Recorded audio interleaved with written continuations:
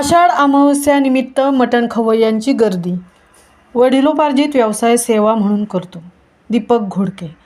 दर्श अमावस्या दीपपूजन रविवारी आल्याने श्रावण महिन्यात मांसाहार करत नसल्याने खवय्यांना एकच पर्वणी मिळाली आहे. सकाळपासून अनेक नागरिकांनी मटणासह चिकन शॉपवर एकच गर्दी केली आहे.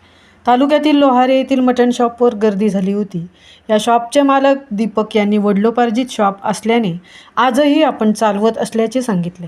मनपसंत मटण शॉपचे मालक दीपक घोडके यांच्याशी वार्तालाप दरम्यान अनेक समस्या व धंद्यात येणाऱ्या अडचणींवर चर्चा केली. हा व्यवसाय वडिलोपार्जित सुरू असून व्यवसाय सेवा म्हणून करतो असेही सांगितले. तर सद्यस्थितीत बोकड मिळणे दुरापस्त झाले असून व्यवसायासाठी अहमदनगर येथून बोकड आणून लोकांच्या सेवेसाठी व्यवसाय सुरू ठेवला आहे. लांबच्या प्रवासामुळे खर्च वाढतो, व्यवसाय परवडत नाही अशी खंतही त्यांनी व्यक्त केली. गेल्या वर्षी गटारीला 30 बोकडांचे मटण विकण्यात आले होते.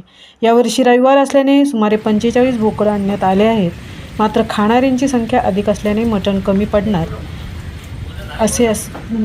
पडणार असे सांगितले.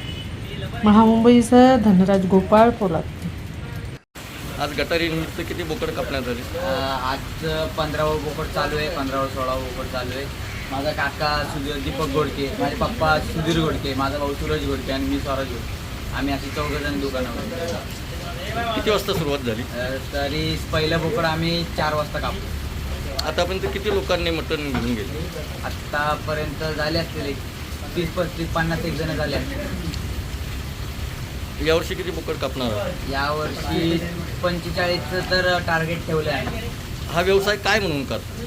हा व्यवसाय आम्ही सेवा म्हणून आमच्या आजोबांनी चालू केला जातो. आता आमचा काका आणि माझा भाऊ करतो.